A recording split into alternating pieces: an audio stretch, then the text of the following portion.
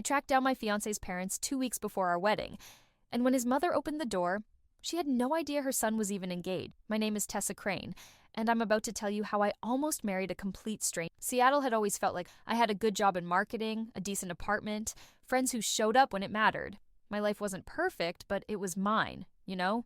Stable, predictable, safe. Then Owen Garrett walked into a coffee shop where I was working on a presentation, flashed that easy smile, and asked if the seat across from me was taken.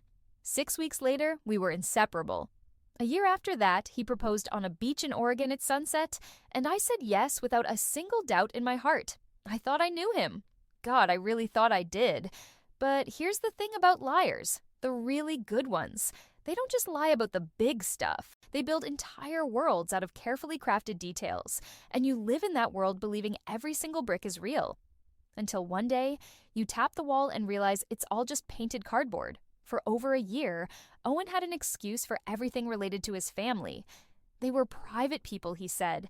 They didn't do big social events. His dad traveled constantly for work. His mom had health issues that made visiting complicated. Every time I suggested meeting them, there was a reason why the timing wasn't right.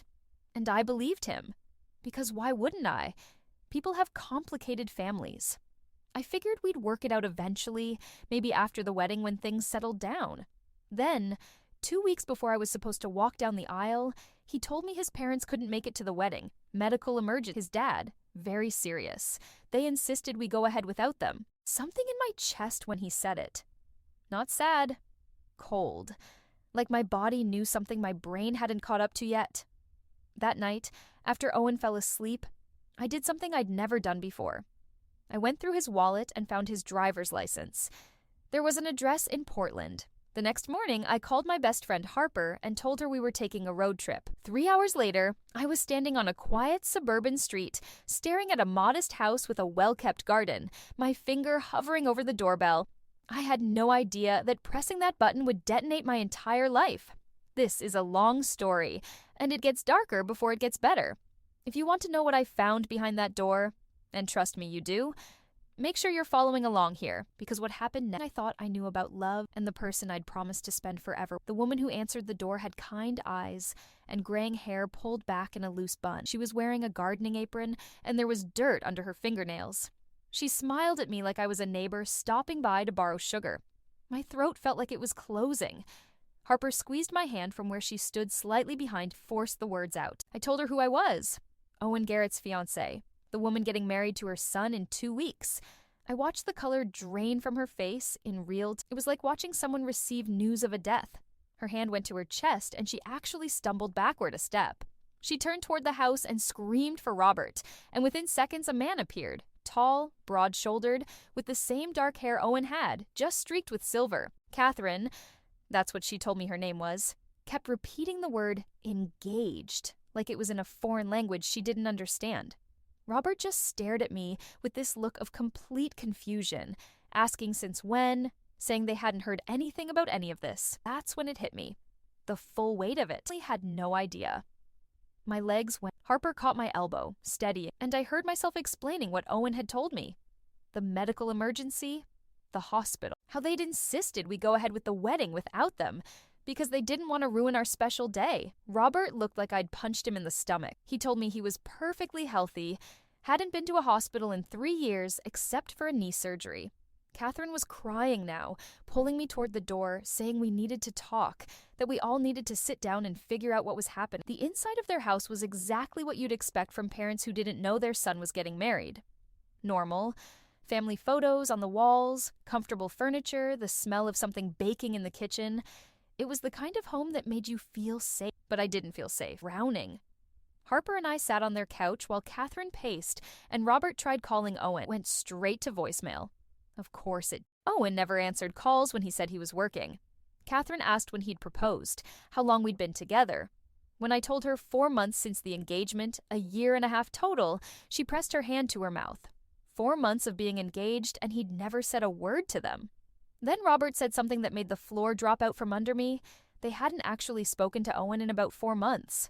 He'd been distant, sending short text messages saying he was fine, that work was keeping him busy, that he'd call soon. But he never did. The room was spinning. I gripped the edge of the couch cushion, trying to anchor myself to something solid.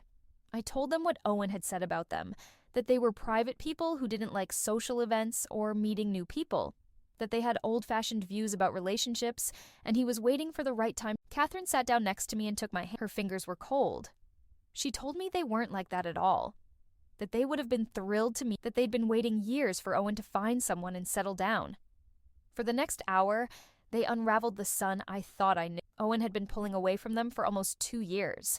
Missed Sunday dinners, canceled holiday plans, shorter phone calls that eventually stopped altogether. When they tried to visit him in Seattle, there was always an excuse. A work emergency, his apartment being renovated. He'd come to them instead. He kept promising, but he never did. Robert's voice was thick with regret when he said they thought Owen was just going through something, that young people need space sometimes. They hadn't wanted to push. Then Catherine went upstairs and came back with a photo album, and my blood turned to ice. There was Owen at a family barbecue, his arm around a pretty blonde woman. They were laughing, looking at each other the way people in love do. Catherine told me her name was Rachel. They'd dated for almost 4 years. The family had thought they'd get married, but they broke up about 1.5 years ago. 1.5 years ago, right around when Owen and I met. He'd never mentioned her. Not once. Not a single word about a 4-year relationship with someone his parents thought he'd marry. Robert and Catherine exchanged one of those married couple looks that communicates an entire conversation in a glance. Then Robert said there were some other things I should probably know about Owen. My hands started shaking. I could feel it coming, whatever he was about to tell me, and I knew it was going to be bad. He told me Owen had gambling problems. It started online, then casinos, sports betting. Owen had lost a significant amount of money. They'd helped him get into treatment, thought he was doing better. But then he'd lost his job. I interrupted him there. Owen was a freelance developer who worked from home. That's what I'd been told for 1.5 years. The look on Catherine's face told me everything before she even spoke. Owen hadn't worked as a developer in 2 years. He'd been fired from his last tech job for falsifying credentials on a project. Since then, they honestly didn't know what he'd been doing for money. The room went quiet, except for the sound of my own heartbeat pounding in my ears. I thought about our apartment, the one that was in my name because Owen said his credit was tied up in business investments. I thought about the credit card I'd given him for emergencies, the one I barely checked because I trusted. I thought about every time he said he was working on a freelance project, locked away in our spare bedroom for hours. What had he actually been doing in there? I stood up so fast I felt dizzy. I told them I needed to go home, that I needed to check something.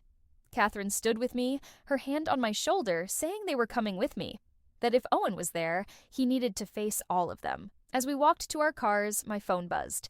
A text from Owen asking where I was, saying he was thinking about ordering Thai food for dinner, asking if that sounded good. Like it was just a normal Tuesday. Like his entire world wasn't about to explode. I didn't answer. I just got in the car with Harper, my hands shaking so badly I could barely hold my phone, and watched Catherine and Robert pull out of their driveway behind us. The 3-hour drive back to Seattle felt like it took 3 minutes, 3 years at the same time. My mind was racing, adding things up, seeing patterns I'd been too in love or too stupid to notice before. The credit card. The apartment in my name. The spare bedroom he always kept locked when he wasn't in there. His phone that he guarded like it contained nuclear codes. The way he'd always steered conversations away from his past, his family, his life before me. I'd thought he was just private, reserved, a little mysterious in that attractive way that made me want to know him better. But he wasn't mysterious. He was a liar. And I'd just spent 3 hours with his parents learning exactly how deep those lies went. When we pulled up to my apartment building, I sat in the car for a moment, staring up at the window of the place I'd thought was our home. The light was on. Owen was up there, probably on the couch, probably relaxed and comfortable, with no idea that his carefully constructed house of cards was about to collapse. Harper touched my arm, asking if I was ready. Catherine and Robert had parked next to us, waiting. I took a deep breath. The kind you take before jumping into cold water, because I wasn't just about to confront Owen about lying to me about his parents. I was about to find out who I'd actually been living with for the past 1.5 years, and something told me the answer was going to destroy me. Owen was on the couch when I walked in, exactly where I'd pictured him. The TV was on, some action movie playing, and he had his laptop balanced on his knees. He looked so normal, so relaxed. Like a man who had nothing to hide. When he saw his parents walk in, froze. his fingers hovering over his face going blank. Then the panic set in. I watched it spread across his features like spilled ink, the widening eyes, the tightening jaw, the way his whole body went rigid. He tried to speak, stammering something about what they were doing there. Why didn't they call first? But I cut him off. My voice came out surprisingly calm, steady in a way that surprised even. I told him to stop lying, that his parents didn't have any medical emergency, that they hadn't known about our engagement at all, that I knew about the gambling, the fake job, Rachel, everything. He tried to deny it at first, then minimize it, his words tumbling over each other in this desperate stream of excuses. He said he was going to tell me that he'd been ashamed, that he wanted to start over fresh, that I was his chance to be someone different. Like his entire life with me had been a costume he was wearing. I asked him who he really was, and I remember my voice cracking on that question, because I genuinely didn't know. The man I'd agreed to marry was apparently a fiction. His parents didn't stay long. The disappointment on their faces was worse than any anger could have been. Catherine hugged me before they left, whispering that she was sorry, that I deserved better. Robert just looked at his son like he was a stranger. After they left, Owen tried to talk to me, kept trying all night. But I locked myself in the bedroom and spent the next few hours sitting on the floor with my laptop, Harper beside me, digging into the man I thought I knew. That's when I found the first real piece of evidence. I logged into our shared credit card account, the one I'd given him for emergencies. I hadn't checked it in months. Why would I? I trusted him. The statement loaded, and my stomach dropped. $12,000. Almost $12,000 in charges I'd never made and never authorized. The transactions went back 6 months, small amounts at first, then getting bigger. Online gambling sites, sports betting platforms, cash advances. The names of the merchants were barely disguised. I had to Google half of them to understand what they were. My hands were shaking so hard I could barely scroll through the pages. 6 months. He'd been stealing from me for 6 months, carefully, systematically, and I'd been too trusting to even look. Harper pulled the laptop away from me when I started to hyperventilate. She got me water, made me breathe slowly, told me we'd figure this out, but I couldn't stop. I needed to know everything. I pulled up our bank statements next. We had separate accounts, but I could see the shared expenses, rent, utilities, groceries, except the rent was always paid from my account. All of it. Owen was supposed to transfer his half to me each month, and I'd assumed he was doing it. But when I actually went back through the records, I realized he'd only paid his share for the first 3 months we lived together.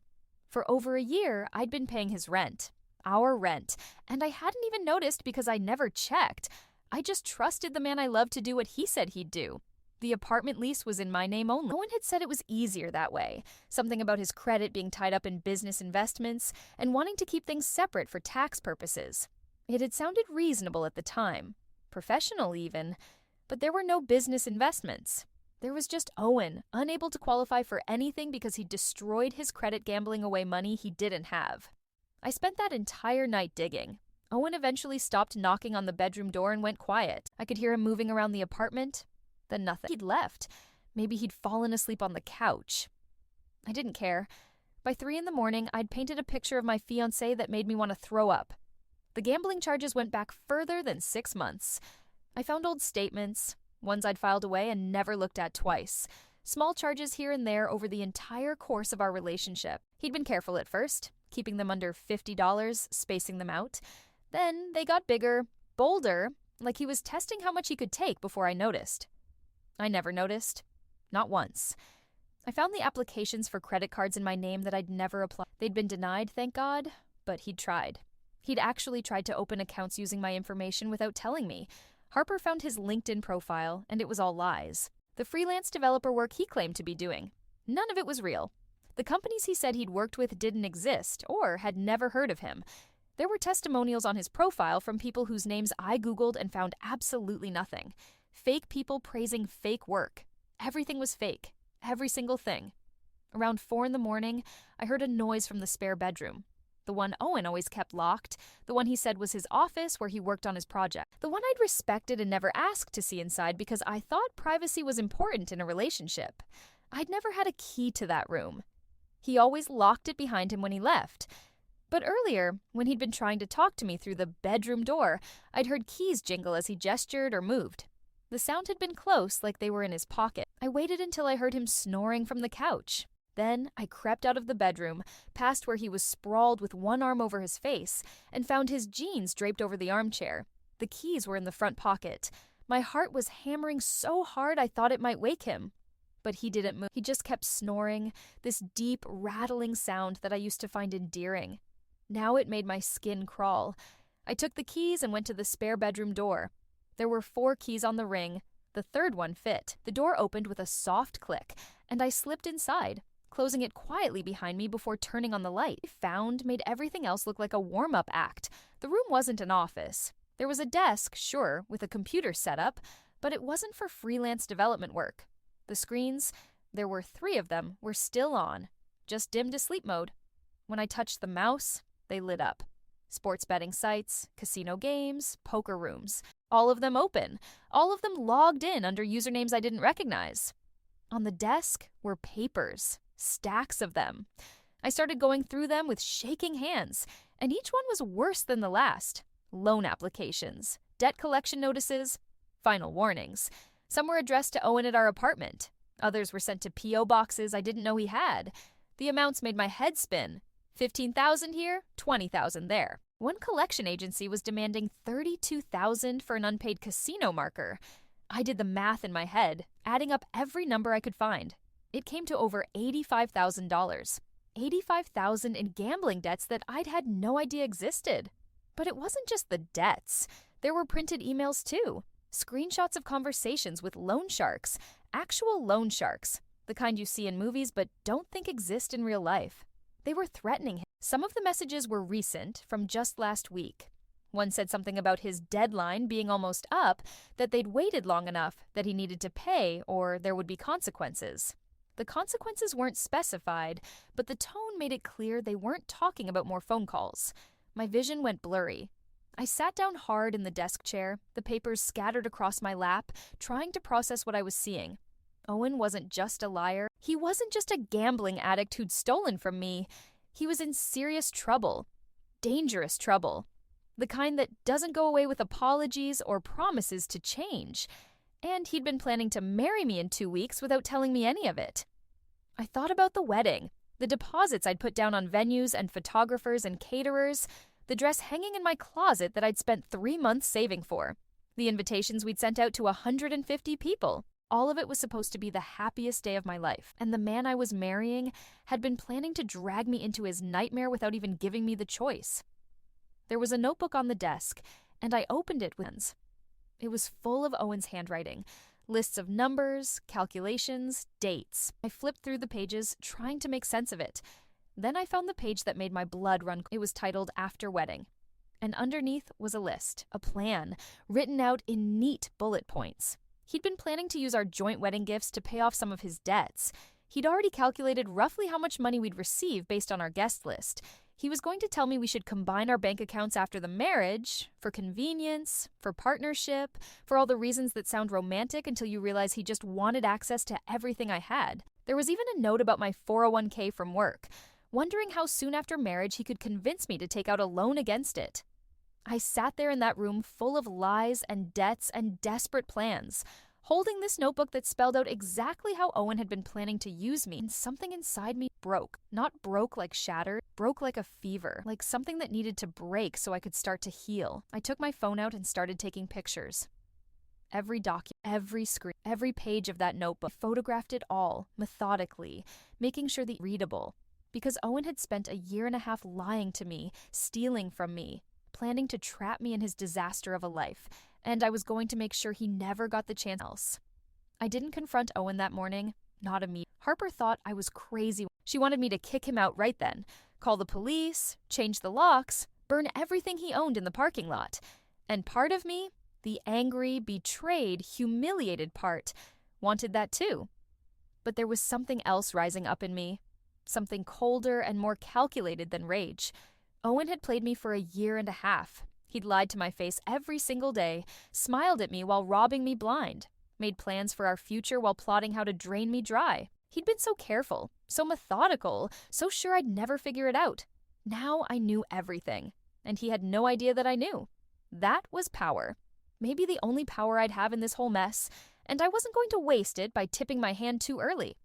So when Owen woke up that morning, groggy and guilty looking on the couch, I pretended. I told him I'd talked to his parents, that we'd all had a long conversation, that I understood he'd been struggling with some personal issues he was ashamed of.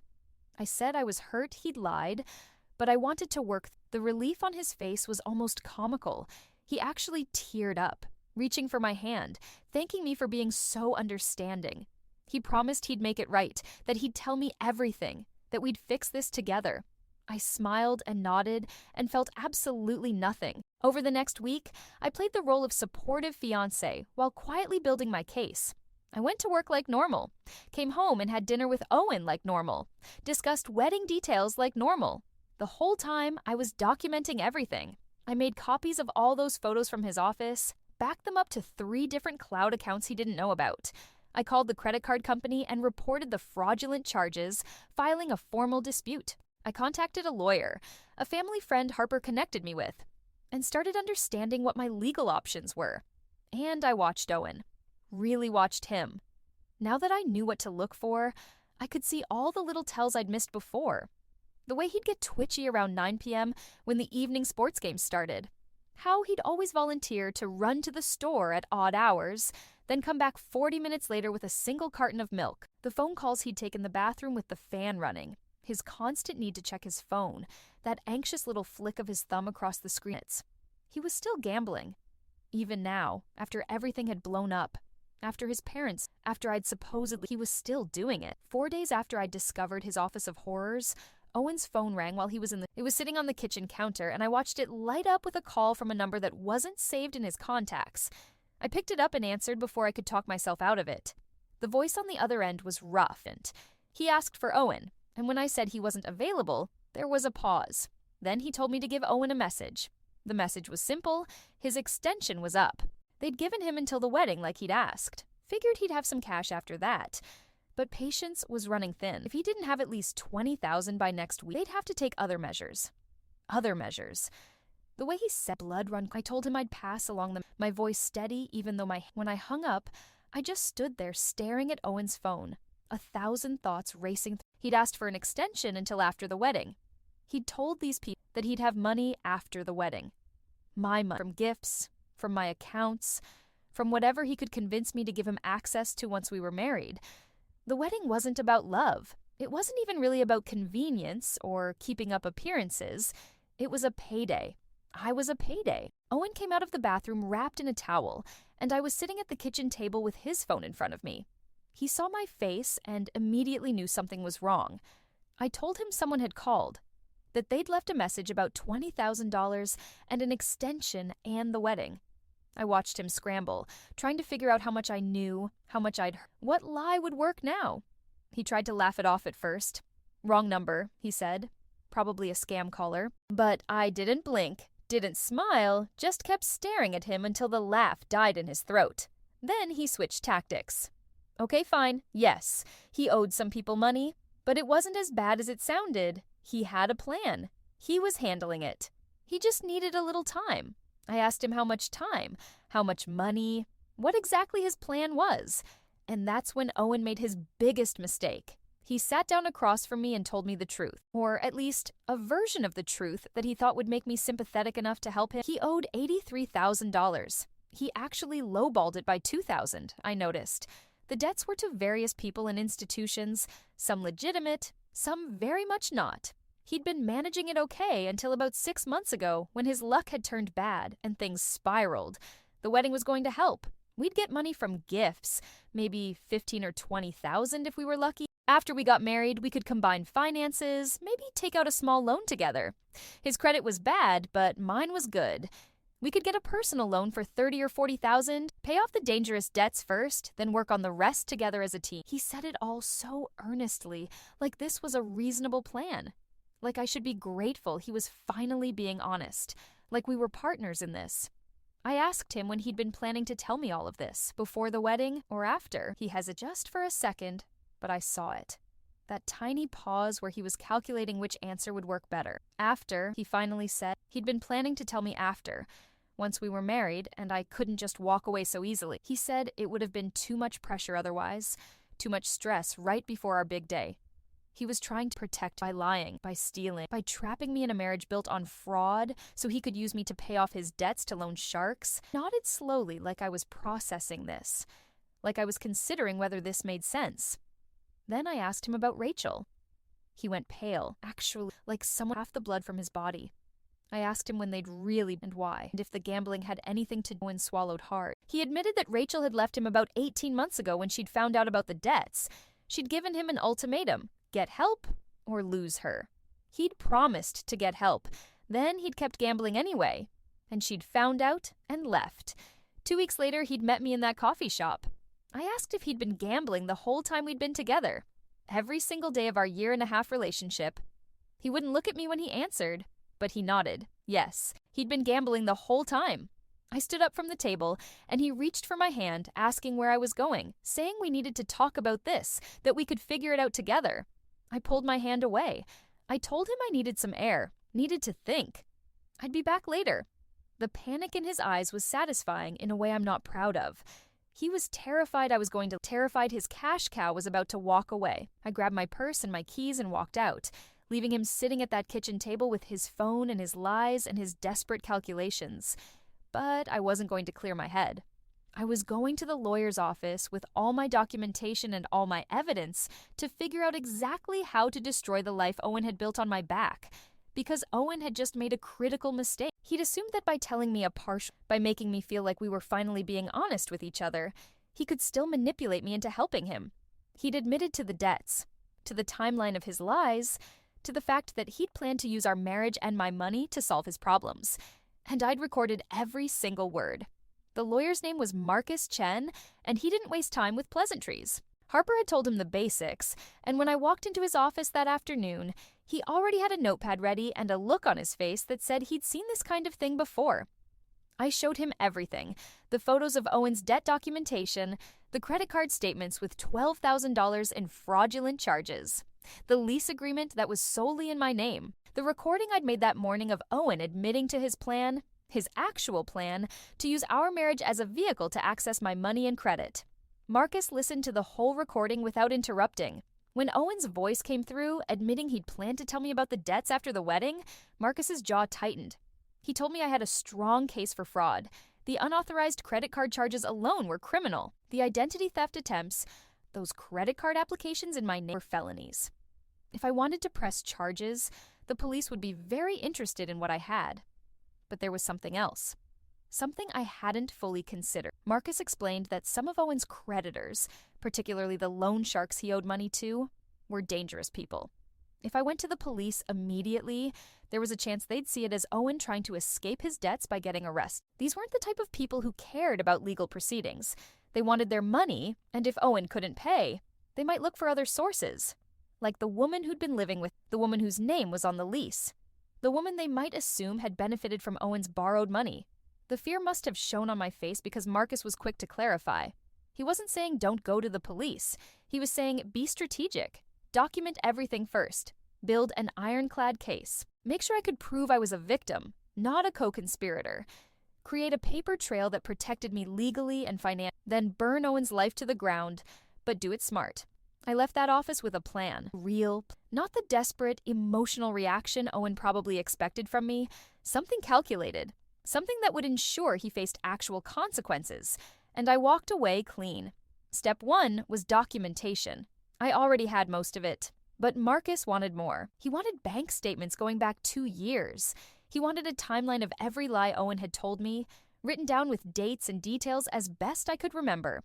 He wanted character witnesses, people who could testify that I'd had no knowledge of Owen's activities, that I'd been kept completely in the dark. That night, I started building my case file. I wrote everything down in a notebook, the kind with pages that couldn't be torn out without leaving evidence. Every lie I could remember, every excuse he'd made about his parents, every time he'd locked himself in that spare room, every cash withdrawal or odd expense I'd noticed and dismissed. It took me 3 days to finish the timeline, 3 days of reliving every moment I'd trusted him when I shouldn't. It was humiliating, infuriating, and necessary. Harper helped me track down character witnesses. My coworkers who'd met Owen and could testify to what he'd told them about his job. My friends who'd heard him talk about his parents over the past year. Even the barista at our regular coffee shop who'd watched Owen take phone calls outside, who'd seen him get visibly anxious and agitated at odd times. Everyone had noticed little things that seemed innocent at the time, but now formed a pattern of deception. Meanwhile, I kept playing the supportive fiancé at home. It was exhausting, sitting across from Owen at dinner, listening to him talk about the wedding like it was still happening, watching him check his phone constantly and lie about who was texting him. But I needed him to believe I was still under his control, because the more comfortable he felt, the more likely he was to make another mistake. And he did. 6 days after his confession in the kitchen, I came home from work early. I'd told Owen I had a full day of meetings, wouldn't be back until 7, but I'd canceled the last 2 hours and driven home, parking down the street where he wouldn't see my car. I let myself into the apartment quietly and heard Owen's voice coming from the spare bedroom. The door was ajar.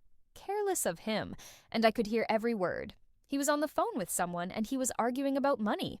About my money, specifically. He was explaining to whoever was on the other end that the wedding was still on, that I'd bought his story about wanting to come clean and work together.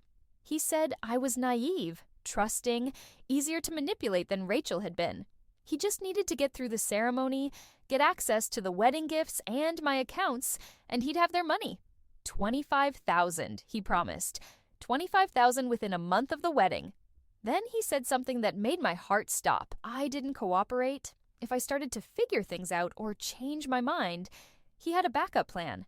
He'd been in my laptop, accessed my work email. He'd found some messages between me and my boss about a project that had gone wrong, where I'd made a mistake and had to scramble to fix it before anyone noticed. Illegal, just embarrassing. A screw-up that could have damaged my reputation if it had gotten out. Owen told whoever was on the phone that he'd saved those emails. If I tried to leave him or expose him before the wedding, he'd send them to my company's board of directors and make it look like I'd been covering up something more serious. He'd ruin my career, make me unemployable in my field. He was confident that threat would keep me in line long enough for him to get what he needed. My backup plan, he called it. Insurance. I stood in the hallway outside that room, my hand over my mouth to keep from making a sound, and felt something shift inside me. This wasn't just about money anymore. It wasn't even just about the lies. Owen was planning to destroy me if I didn't let him use me. He'd thought it through, prepared for the possibility that I might grow a spine, and decided my entire career and reputation were acceptable collateral damage for his gambling debts. I backed away from the door silently and left the apartment as quietly as I'd entered. I sat in my car down the street and called Marcus. I told him what I'd heard. Every word. And I asked him what would happen if I recorded Owen making those same threats. Got him to say it on tape. Marcus was quiet for a long moment. Then he said that threatening to harm someone's career to coerce them into marriage and financial fraud was a form of extortion. Combined with everything else I had, it would make Owen's behavior not just civil fraud, but potentially criminal blackmail. But I'd need him to say it again, on record, where there was no question about what he meant. That night, when Owen asked me how my day was, I told him we needed to talk seriously about our financial plan after the wedding. I said I'd been thinking about his debts, about how we'd handle everything, and I needed to understand the full picture before I could commit to any. The look on his face was so he was trying to figure out if this was me being responsible and practical, or if this was me getting suspicious again. He suggested we sit down over the weekend and go through everything together. Make a real plan, completely transparent. I agreed.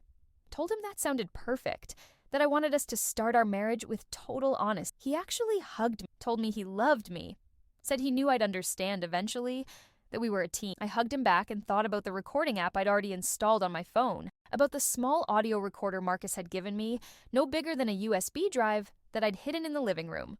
Owen thought he was playing me, thought he had all the control, all the leverage, all the power in this relationship. But I was about to flip the board on him, because here's what Owen didn't understand about me. I'd just been in love with someone I thought existed, and I'd given that person the benefit of every doubt. But that person, and now that I knew his threats didn't scare, the loan sharks and the debts and the consequences of his choices, didn't scare me. What scared me was the thought of becoming the woman who'd let him get away with it. Who'd rolled over and accepted being used because confrontation was I wasn't going to be that woman. Saturday came, and Owen set up his laptop on the dining table, pulling up spreadsheets he'd made showing his debts and his proposed payment plan. It was all very official looking, color-coded, and detailed, like he'd put real work into this presentation. I sat down across from him with my coffee and my own notepad, and my phone, recording everything, sitting innocently on the table between us. I asked him to walk me through it all, how much we'd get from wedding gifts, how soon after the wedding he expected me to agree to combine our bank accounts, what kind of loans he thought we could qualify for together. He explained it all patiently, like he was doing me a favor by including me in his plan to rob me blind. Then I asked the question I'd been building toward. What happens if I change my mind? What if I decide this is too much, too risky? What if I want to call off the wedding? Owen's expression shifted, just slightly, but I saw it. The mask slipping, the calculation happening behind his eyes. He reached across the table and took my hand. He said he understood this was a lot to process, but he also said we were past the point of no return. The wedding was in 8 days. Deposits had been made. Guests had bought plane tickets. My family was flying in from 3 different states. And then he said it, the thing I needed him to say. He reminded me about those work emails he'd found, told me he knew I'd made a mistake on a project, that I'd covered it up. He said it wasn't a big deal. He understood why I'd done it, but other people might not be so understanding. My boss, the board, my colleagues who'd think I was dishonest. He said he'd never do anything to hurt me, of course, but if I left him now, made him look like a fool, embarrassed him in front of everyone by calling off the wedding at the last minute, well, he couldn't guarantee those emails wouldn't somehow end up in the wrong hands. Not as a threat, he clarified, just as a natural consequence of things falling apart badly. Information had a way of leaking when relationships ended poorly. He said all of this while looking me in the eyes, while pretending this was him being honest and vulnerable about his fears. It was extortion delivered with a smile and a squeeze of my fingers. I asked him to clarify, just to make sure I understood. Was he saying that if I didn't go through with the wedding and help him with his debts, he'd ruin my career? He laughed, told me I was being dramatic. He was just pointing out the stakes, what we both had to lose if this fell apart. We were in this together now. We needed to protect each other. I nodded slowly, told him I understood, that I'd think about everything we'd discussed. The relief on his face was almost sad. He actually thought he'd won, thought his insurance policy had done its job. He had no idea that every word had been recorded, that his backup plan had just become my nuclear option. That night, after Owen fell asleep, I sent the recording to Marcus with a single message. Got it. What's next? His response came back within minutes. Now we end this. Marcus called me into his office the next morning. Sunday. He said what I'd recorded changed everything. Owen had committed extortion on tape, clearly and undeniably. Combined with the fraud, the identity theft attempts, and the financial manipulation, I had enough to bury him legally. But Marcus wanted to make sure I understood what I was about to do. Once I pressed charges, there was no going back. Owen would be arrested. He'd face criminal prosecution. His life would implode publicly and permanently. I asked Marcus if he thought I should feel bad about that. He told me no.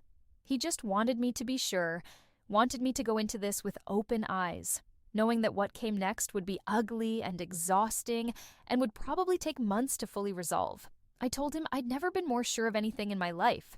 We spent the next 2 hours mapping out the strategy. Marcus explained that I needed to move because of Owen's debts to dangerous people. If Owen got arrested before those creditors got any indication they might panic, might decide to squeeze whatever assets they could find, including going after. So the plan had layers. First, I needed to protect myself financially. Marcus connected me with a financial advisor who specialized in fraud cases. Her name was Diana, and she walked me through exactly how to lock down every account, every line of credit, every asset I had. We froze my credit reports, changed passwords on every financial account, set up alerts for any attempt to access my information. I even opened a new bank account at a different institution and started quietly transferring my money there, leaving just enough in the old account to avoid suspicion. Second, I needed to separate myself physically from Owen in a way that wouldn't tip him off too early. Marcus suggested I start slowly moving my important belongings out of the apartment. Documents, jewelry, sentimental items, anything I couldn't replace. I'd do it gradually, a box or two at a time, so Owen wouldn't notice. Harper offered to store everything at her place. Third, and most importantly, I needed to understand Owen's motivation. Why was he really doing all this? The gambling explained the debts, but it didn't explain the elaborate lies about his family, the complete fabrication of his career, the systematic isolation from anyone who knew the truth about him. That's when Marcus asked me something I hadn't considered. Had I ever met anyone else from Owen's friends from before we met? Colleagues from his supposed freelance work? Anyone who could verify any part of his story? I sat there in Marcus's office, running through a year and a half of memories, and realized the answer was no. Every person in our shared social circle was someone I'd introduced him to. My friends, my co-workers, my family. Owen had never brought anyone from his past into our life together. He'd claimed his friends had moved away, that he'd lost touch with college buddies, that freelance work was isolating. I'd accepted all of it because I had no reason not to. Marcus made a note on his legal pad. Then he asked if I'd be willing to let him do some digging into Owen's background. Really dig. Beyond what the parents knew, beyond the obvious financial trail. He wanted to understand who Owen Garrett actually was. I signed the authorization forms that afternoon. It took Marcus's investigator 4 days to come back with the report. And when I read it, I understood why Owen had worked so hard to keep me away from his past. Owen Garrett wasn't even his real name. Not entirely, anyway. He'd been born Owen Michael Garrett, but legally changed it to just Owen Garrett 3 years ago. The middle name he'd dropped belonged to his father, the father who'd helped him multiple times with gambling debts before finally cutting him off. The investigator found court records. Owen had been sued by 2 different casinos for unpaid markers. He'd been evicted from an apartment in Portland for non-payment of rent. There was a restraining order filed by Rachel, his ex-girlfriend, after their breakup. She'd claimed he'd harassed her for money, shown up at her work, threatened to ruin her reputation if she told anyone why they'd really broken up. The pattern was there, clear as day. Owen didn't just gamble and accumulate debt. He found people to bail him out, manipulated them, threatened them if they tried to leave, then moved on to the next victim when that well ran dry. Rachel had been one victim. Now I was supposed to be the next. But there was more. The investigator had tracked down some of Owen's actual former colleagues from the tech job he'd lost. They confirmed he'd been fired for falsifying credentials, but the details were worse than his parents knew. Owen had claimed to have a master's degree in computer science from a prestigious university. He'd forged the diploma, fabricated transcripts, even created fake references who were just friends pretending to be former professors. When the company discovered the fraud during a routine background check for a promotion, they'd fired him immediately and threatened legal action if he didn't leave quietly. He'd signed an NDA, taken a small severance, and disappeared. That was 2 years ago. Since then, there was no record of Owen holding any legitimate employment. No tax returns showing income, no W-2s or 1099s, nothing. I asked Marcus where Owen had been getting money to live on for 2 years before he met me. Marcus said probably from Rachel, and before her, from his parents, and before them, from whoever else he'd been able to manipulate. Owen was a professional victim, a con artist who'd perfected the art of looking helpless and romantic while systematically draining the people who loved him. I sat in Marcus's office holding this report, 30 pages of documented lies and manipulation and fraud, and felt something cold settle in my chest. Not anger anymore, not even hurt. Clarity. Owen had never loved me. He'd probably never loved anyone, not in any real sense. People weren't people to him. They were resources, problems to solve, or obstacles to remove. And I'd been chosen specifically because I was successful, financially stable, trust, because I had good credit, and a kind heart, to believe the best in. He'd seen me coming from a mile away. That night, I went home to the apartment. Our apartment, though I'd started thinking of it as just my apartment that Owen happened to be occupying.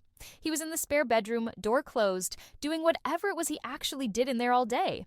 Gambling away money he didn't have, probably. Or planning his next move in the elaborate chess game he thought he was winning. I made dinner like I had 1,000 times before. Set the table. Called Owen out when it was ready. We ate together, and he talked about the wedding. 8 days away now. He'd picked up his tuxedo, his parents had called. They were still devastated and confused, but they said they'd try to come to the wedding if I wanted them there. Owen said he'd told them not to bother, that it would be too awkward, that we'd visit them after the honeymoon instead. I listened to him lie and plan and manipulate, and I smiled and nodded and made appropriate comments. Inside, I was counting down, because Marcus and I had set a date for everything to happen. The police would be involved, Owen's creditors would be contacted, not the loan sharks, but the legitimate ones, the casinos and credit card companies who had legal recourse. They'd be informed that Owen had no assets, no income, and was actively committing fraud. Let them deal with him through the courts. As for the loan sharks, Marcus had a different strategy. He had contacts, people who dealt with these situations, who could make it clear to dangerous creditors that I was not involved, that I was a victim, that going after me would bring law enforcement attention nobody wanted. It wasn't foolproof, but it was the best protection available under the circumstances. Everything was set to happen in 4 days. 3 days before the wedding that was never going to take place. Owen would be arrested at work, or at least at the coffee shop where he pretended to work. I'd be safely at my actual office with witnesses around me. The apartment locks would be changed by the time he made bail, if he made bail. A restraining order would already be filed. All his belongings would be packed and in storage, paid for 1 month with the address given to his parents, not to him. It was surgical, clean, designed to remove Owen from my life with minimal chaos and maximum legal protection. But there was one more thing I needed to do first. Something for me, not for the legal case. I needed to talk to Rachel. Marcus had found her contact information in his research. She lived in Portland still, working as a graphic designer for a small firm. The investigator noted that she'd been hesitant to talk about Owen at first, but eventually opened up when she understood why they were asking. I called her on Tuesday afternoon, 3 days before Owen's arrest. My hands were shaking when I dialed, and when she answered, I almost hung up. But I didn't. I told her who I was, Owen's fiancé, or at least the woman who was supposed to marry him in 6 days. I said I knew about their relationship, about the restraining order, about what had happened between them. There was a long silence on the other end. Then Rachel asked me if Owen had stolen from me too. The way she said too made my throat tight. I told her yes, told her about the credit cards, the gambling, the lies about his family and his job. Rachel's voice was quiet when she responded. She said she'd tried to warn the next woman, whoever that would be. She'd thought about posting something online, putting Owen's face out there with a warning. But her therapist had advised against it, said it would just keep her tied to him, give him an excuse to violate the restraining order, prolong her trauma. So she'd stayed silent, and hated herself a little bit for it. I told her it wasn't her fault, that Owen was a professional, that he'd have found a way around any warning, that he'd probably just moved to a different city specifically to find someone who'd never heard of him. We talked for over an hour. Rachel told me things that made my documented timeline look incomplete. Owen had done all the same things to her. Stolen money, lied about work, isolated her from friends and family who asked too many questions. When she'd finally tried to leave, he'd threatened to tell everyone at her work that she had a drug problem, that he'd plant evidence in her apartment if he had to. She'd gotten the restraining order only after he'd shown up at her office 3 times in 1 week, causing scenes that nearly got her fired. She'd lost that job eventually anyway. The stress and the harassment had made it impossible to function. She'd had to start over completely, rebuild her career and her reputation in a new company where nobody knew what had happened. By the time we hung up, we'd both been crying. Rachel made me promise to be careful, to not underestimate what Owen would do when he realized he'd lost control. She said cornered animals were the most dangerous, and Owen would feel very cornered very soon. I promised her I had good people protecting me, good lawyers, good friends, a solid plan. She told me she believed me. Then she said something that stuck with me, that I kept turning over in my mind for the rest of that day. She said Owen had taught her that some people wear love like camouflage. They learn the words, the gestures, the performance of intimacy, but underneath there's nothing but hunger. And the only way to survive someone like that is to stop looking for the person you thought they were and start seeing the predator that's actually there. That night, Owen asked me if I was okay, said I seemed distant, distracted. Was I getting cold feet about the wedding? I looked at him, really looked at him, and saw exactly what Rachel had described. The performance, the calculation, the predator in human clothes. I told him I was fine, just stressed about work and wedding planning. Everything would be better after Saturday, after we were married and could start our real life together. He smiled and kissed my forehead and told me he couldn't wait. 3 more days. That's all I had to keep up the act. 3 more days of pretending, of playing the role he'd cast me in. Then the curtain would fall, and Owen Garrett would finally face an audience that knew exactly what kind of show he'd been running. The morning Owen was arrested, I was sitting in a conference room at work, surrounded by my team, presenting a marketing strategy for our new software launch. My phone was face down on the table, but I felt it buzz twice in quick succession around 10:30. I didn't look at it. I kept talking about target demographics and conversion rates and Q4 projections like my entire world wasn't actively detonating 15 miles away. Marcus had told me not to watch, not to be anywhere near it. Let the professionals handle it. Stay visible, stay at work, maintain your routine. Let there be no question that you were uninvolved in Owen's arrest. But God, it was hard. Every minute felt like an hour. The presentation ended around 11. I checked my phone in the bathroom, hands shaking. 3 texts from Marcus. Just status updates, clinical and brief.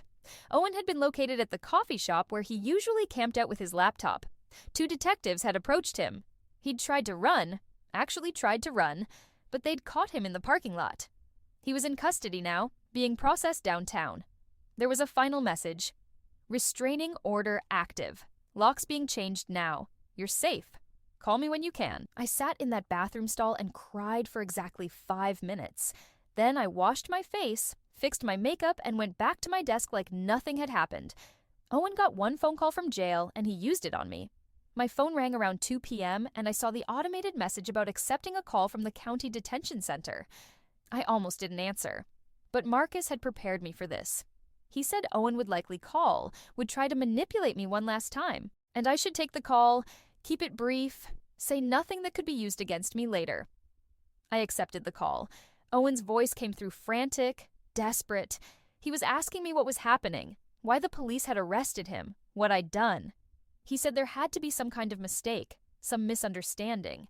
He needed me to come down to the station, needed me to explain to them that everything between us was consensual, that he'd never forced me. I let him talk himself out, let him spiral into finally, inevitably, threats.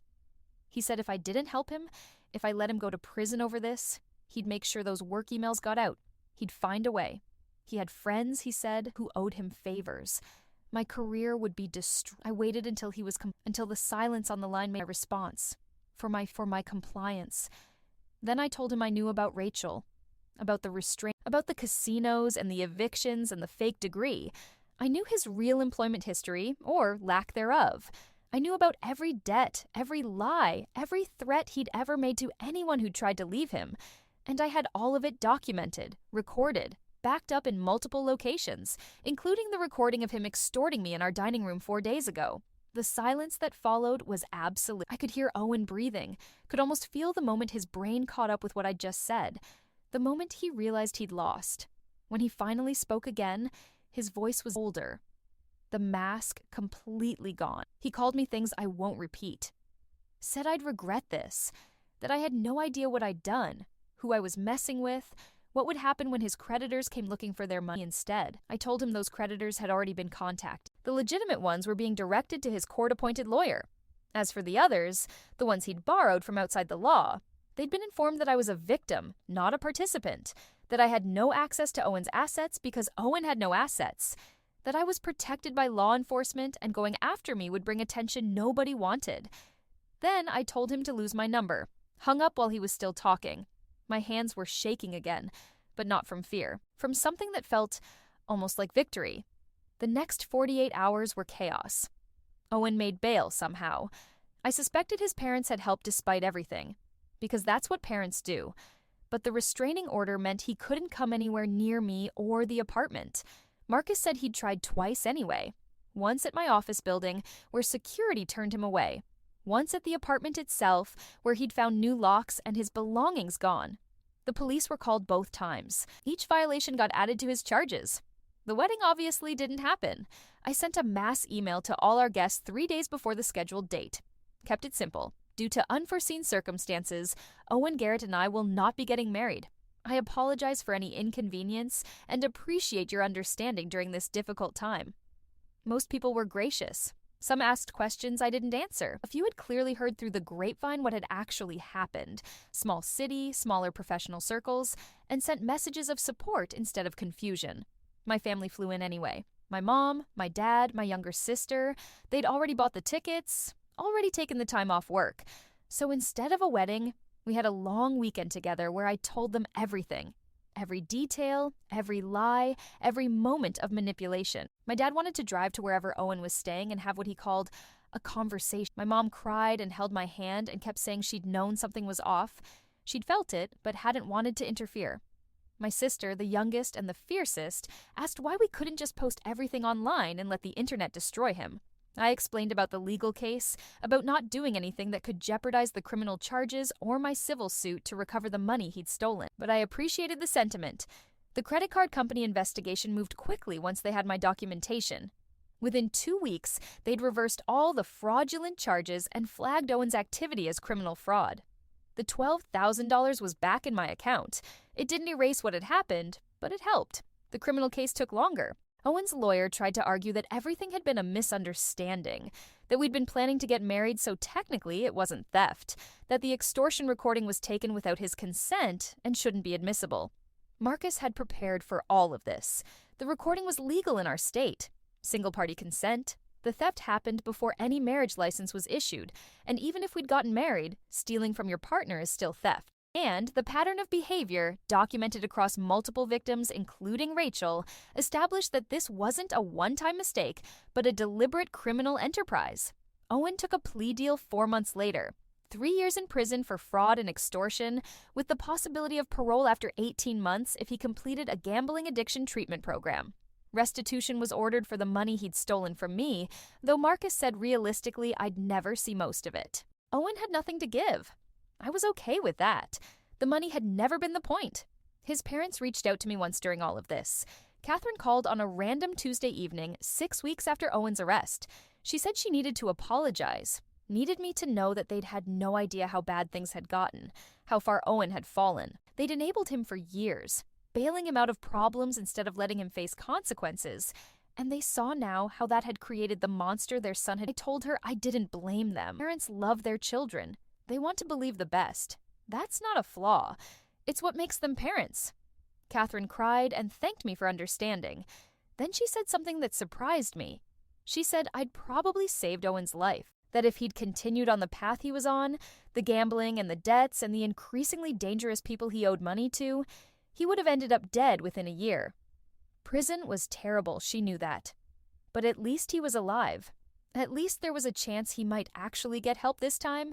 I didn't tell her that I hadn't been thinking about saving Owen's life when I'd turned him in. I'd been thinking about saving my own, but I let her believe it. Sometimes people need to find meaning in tragedy. If it helped her sleep at night to think her son's imprisonment was a rescue mission instead of a reckoning, who was I to take that away? The loan sharks never came. I don't know if it was Marcus's contacts doing their job, or if Owen's arrest had satisfied whatever bloodlust they had, or if they'd simply written off the debt as a loss and moved on to easier targets. I installed a security system in my apartment anyway, started parking in well-lit areas, varied my routes to and from work, took self-defense classes with Harper, better paranoid than dead. 6 months after Owen's arrest, I was sitting in my apartment, no one else's, completely mine, when I got an email from an address I didn't recognize. The subject line just said, "Thank you." It was from a woman named Jennifer. She'd been dating Owen 5 years ago, before Rachel. She'd only recently heard about his arrest through mutual acquaintances, and she'd looked up the news articles, found my name, tracked down my work email. She said Owen had done similar things to her. Not as extreme. He'd stolen about $3,000 before she'd caught on and left. Pattern was identical. The lies about his family, the fake job, the gambling problem he swore he'd quit. She'd left him and never told anyone the full story because she'd felt ashamed, like she should have known better. When she'd heard about me, about what I'd done, how I'd documented everything and pressed charges and actually gotten him convicted, she'd cried with relief, because it meant she hadn't been crazy, hadn't been dramatic or paranoid or whatever Owen had probably told people after she left. It meant he really was a predator, and she'd been right to run. She said my courage to speak up, to fight back, had given her permission to finally talk about what had happened to her. She'd joined a support group for financial abuse survivors. She was in therapy, she was healing, and she wanted to thank me for that. I read that email 3 times, and by the end, I was crying again. But not sad tears this time. Something else. Something that felt almost like purpose. I wrote back to Jennifer, told her about Rachel, about the investigators' findings, about the likelihood that there were other women we didn't even know about. Women who'd stayed silent because they thought they were alone, thought no one would believe them, thought the shame was theirs to keep. We started a group chat. Just the three of us at first, Rachel, Jennifer, sharing stories, resources, court documents, supporting each other through the aftermath of loving someone. Within a month, 2 more women had found us, then another, then 3 more. By the time Owen's sentencing hearing came around, 7 months after his arrest, there were 12 of us. 12 women across 8 years, all with eerily similar stories of Owen Garrett's manipulation, theft, and emotional terrorism. The prosecutor asked if any of us wanted to give victim impact statements at the sentencing. I volunteered. So did Rachel. I stood in that courtroom, looked at Owen sitting at the defendant's table in his orange jumpsuit, and told the judge exactly what he'd done to me. Not just the financial crimes, but the psychological ones. The way he'd made me doubt my own judgment. The way he'd isolated me from anyone who might have helped me see the truth earlier. The way he'd planned to trap me in a marriage built on lies and blackmail. I told the judge about the other women, about the pattern spanning nearly a decade, about how Owen had never worked an honest day in years, had simply moved from victim to victim, using love as a weapon and trust as a con. When I finished, the judge thanked me for my courage in speaking up. Then she looked at Owen and told him that predators like him, people who exploited intimacy and weaponized affection, were some of the most dangerous criminals she'd encountered. Because they didn't just steal money, they stole pieces of their victim's ability to ever trust again. Owen got his 3-year sentence. No early release, full restitution ordered to all documented victims, mandatory counseling, registration as a fraud offender in databases that future romantic partners could check. It wasn't enough. Could never be enough for what he'd taken from all of us. But it was something. Consequences. It was the end of Owen to destroy women under the cover of romance, and sometimes in an imperfect. A year and a half after Owen's sentencing, I stood in the living room of my apartment, the same apartment where everything had fallen apart, and realized I couldn't remember the last time I'd thought about him. Not in a significant way, at least. Not in the way that used to wake me up at 3 a.m. with my heart racing, replaying every moment I'd missed, every red flag I'd ignored, every lie I'd swallowed without question. The apartment looked different now. I'd repainted the walls, replaced the furniture, turned the spare bedroom, Owen's office of lies, into something actually useful. A reading nook with a comfortable chair and shelves full of books I'd been meaning to read. Sometimes I worked from home in there, but mostly it was just a quiet space that belonged entirely to me. The healing hadn't been linear. There were setbacks, moments where the anger would resurface unexpectedly, or the shame would creep back in, despite knowing intellectually that none of it had been my fault. Therapy helped. The support group with Rachel and Jennifer and the others helped more. We'd started meeting monthly, first virtual person when we could. 8 cities across 3 states, 12 women who'd loved the same monster wearing different masks. We called ourselves the Survivor's Circle, which sounds dramatic when I say it out loud, but it was accurate. We'd all survived Owen Garrett, and that was something worth acknowledging. Rachel and I had become actual friends. Real friends. Not just trauma-bonded survivors. She'd visited Seattle twice, stayed in my guest room, the one that used to be Owen's domain. And we'd laughed about how weird it was that his biggest failure had been bringing us together. The best revenge, we decided, wasn't that he was in prison. It was that his victims had become each other's healers. The credit card debt was paid off. My credit score had recovered and was actually higher now than before Owen, which felt like a small victory worth celebrating. I'd been promoted at work 6 months after his arrest, partly because I'd thrown myself into my job during the worst of it, and partly because my boss had quietly known what was happening and appreciated that I'd never let it affect my performance. Diana, my financial advisor, had helped me rebuild not just my accounts, but my entire relationship with money. I had an emergency fund now, saving monitor, a budget that made sense and didn't leave room for someone else to exploit. I'd started dating again about a year after Owen's sentencing. Nothing serious at first, just casual coffee dates and dinners with men I met through friends or apps. Most of them were fine. Some were boring. A few were nice enough that I saw them multiple times before mutually deciding there was no spark. I was okay with that. I wasn't in a hurry anymore. Wasn't looking for someone to complete me or save me or be my forever person. I'd learned I could be my own forever person. Anyone else who showed up would have to be an addition to my life, not a replacement for the parts I'd thought were missing. Then I met It happened accidentally, the way the best things usually do.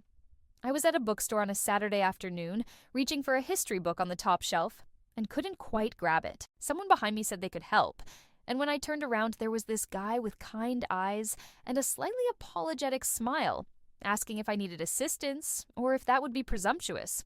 I laughed and told him it would only be presumptuous if he judged my choice of reading material. He grabbed the book, handed it to me, then admitted he'd actually read it and would be happy to discuss it over coffee if I was interested. I said yes before my brain caught up with my mouth. Ethan was a high school history teacher.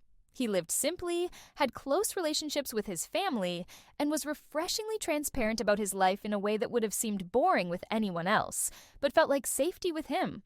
On our third date, he told me about his last serious relationship and why it had ended. A mutual realization that they wanted different things, handled with respect and maturity on both sides. He was still friendly with his ex, spoke about her with kindness, had no dramatic stories about betrayal or toxicity. It was so aggressively normal that I almost didn't know how to process it. By our fifth date, I knew I needed to tell him about Owen, not because I owed him an explanation, but because I wanted to. Because if this was going to go anywhere, and I was starting to hope it might, he deserved to know what he was walking into. The trauma I was still processing, the hypervigilance that sometimes made me check his phone or ask too many questions or need more reassurance than was probably reasonable. We were at his apartment, another milestone, being comfortable enough to be in his space, and I told him everything. The fake family, the gambling, the theft, the arrest, the trial. I told him about the group of women, about the work I was still doing to trust my own judgment again. Ethan listened without interrupting. When I finished, he was quiet then he asked what he could do to make me feel safe, what I needed from him in terms of transparency or communication or space. No one had ever asked me that before. Owen certainly. I told Ethan I needed honesty, even when it was uncomfortable. I needed to be able to ask questions without being made to feel crazy and I needed patience while I learned to trust again. He said he could do all of that. Then, he volunteered his phone password, offered to introduce me to his family whenever I was ready, and said he understood if I needed to move slowly. 6 weeks later, I met his parents at a casual Sunday dinner at their house. His mom hugged me like we were already family. His dad told embarrassing stories about Ethan's childhood that made him turn red, but also made me fall a little bit more for this man who came from people who actually loved him, openly and without conditions. It was so different from the elaborate fiction Owen had created that I almost cried at the dinner table. Ethan's mom noticed. She squeezed my hand and quietly said she was glad I was there, that Ethan had told them a bit about what I'd been through, and that they thought I was remarkably strong. I didn't feel strong most days. But I was learning that strength isn't about it's about putting yourself back together afterward and deciding to risk it all over again despite the scars. The Survivors Circle had evolved over time. We'd created a website with resources for people experiencing financial abuse or romantic fraud. Nothing with our names attached. We all valued our privacy, but a place where other victims could find information, legal resources, support groups. Rachel, who'd always been good with design, built the site. I wrote most of the content. Jennifer, who'd gone back to school for social work, provided the professional framework. We got emails who'd found the site and recognized their own stories in what we'd written. Some just wanted to say thank you for making them feel less alone.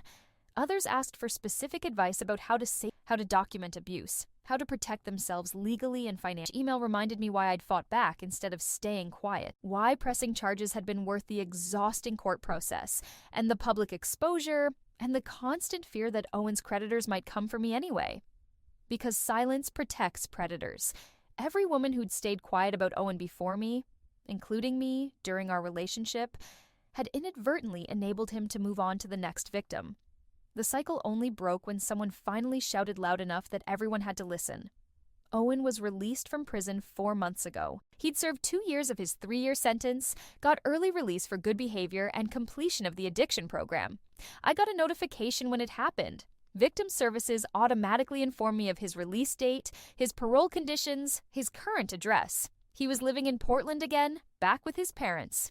The parole conditions included mandatory counseling, random drug testing, and a prohibition on opening any lines of credit or entering any romantic relationships without disclosure of his criminal history. He had to inform potential partners about his fraud conviction before any relationship became serious or involved financial entanglement. I wondered sometimes if he'd actually follow those rules, or if he'd find ways around them. Predators usually do, but it wasn't my problem anymore. Owen Garrett was someone else's concern now. His parole officers, his parents, maybe eventually the next woman he tried to con if he was stupid enough to try again. I'd done my part. I'd survived him, exposed him, and helped build something that might protect others from men like him. That had to be enough. I couldn't spend the rest of my life monitoring his movements or waiting for him to reoffend. That would be letting him win in a different way, letting him occupy space in my head and my heart that belonged to me. So I took the notification, filed it away, and went back to living my life. Ethan and I had been together for 8 months when he asked me to move in with him. Not at my apartment, which still carried memories I'd mostly exorcised but hadn't completely erased. His place, a small house he'd bought a few years ago in a quiet neighborhood with good schools. He always thought ahead like that, planning for a future that might include kids someday. I said yes, but I needed time to prepare. Needed to process what it meant to share space with someone again, to trust someone with that level of access to my life. Ethan understood. Told me to take whatever time I needed, that the offer stood whenever I was ready. We moved in together 3 months later. I kept my apartment for another 2 months after that, just as a safety net, before finally letting it go.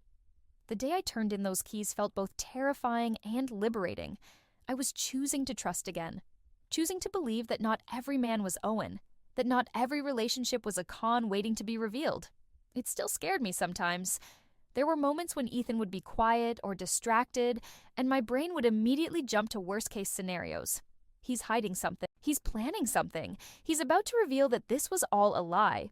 But then Ethan would look up from whatever he was doing, see the fear in my eyes, and ask what I needed, would show me his phone without me having to ask, would talk through whatever was on his mind that had made him seem distant, would do the work of proving over and over that he was exactly who he said he was. Slowly, I was learning to trust again. Not just him, but myself. My judgment, my ability to recognize red flags and walk away if I needed to. My right to ask questions and expect honest answers. Owen had tried to break that part of me.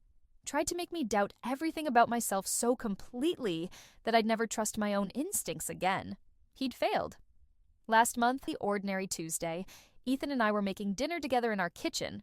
Our kitchen, a phrase that still felt miraculous sometimes, and he asked me what I was thinking about. I'd been quiet, lost in my head while chopping vegetables. Told him I'd been thinking about how she'd believed that love was always gentle and safe. Ethan asked if I missed her. That version. Thought about it while I finished the vegetables, transferred them to the pan, watched them sizzle, and then I told him no. I didn't miss her, because that woman wouldn't have survived, wouldn't have had the strength to investigate, to document, to fight back. Wouldn't have been able to help the other women or build something meaningful from the wreckage. That woman had been kind, but she'd also been unaware of how cruel the world could, how some people wore love like camouflage while hunting for their next victim. The woman I was now, scarred but wary but still willing to risk. She was strong, smarter, more valuable to the people who needed her, including herself. Ethan was quiet for a moment.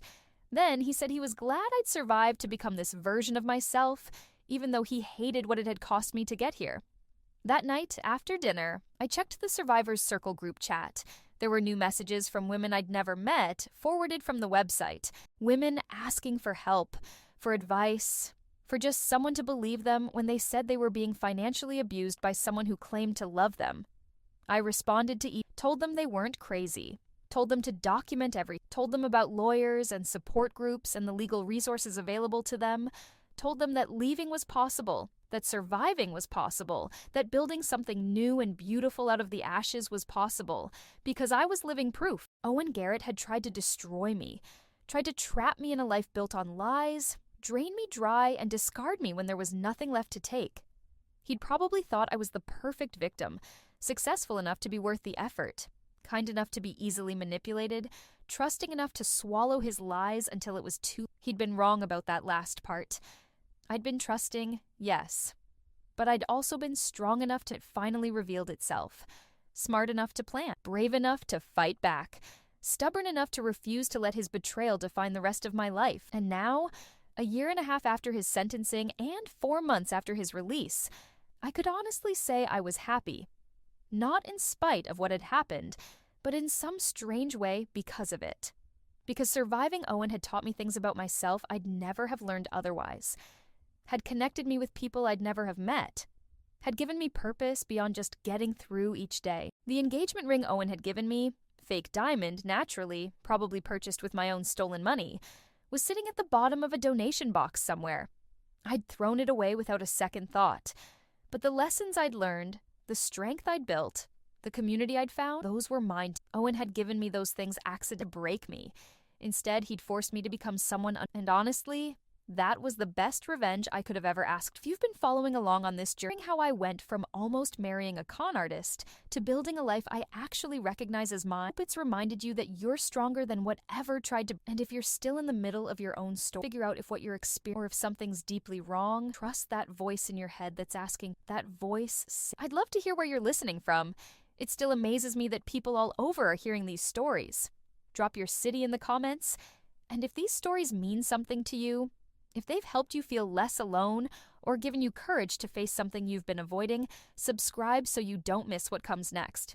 There are more stories to tell, more survivors who deserve to be heard.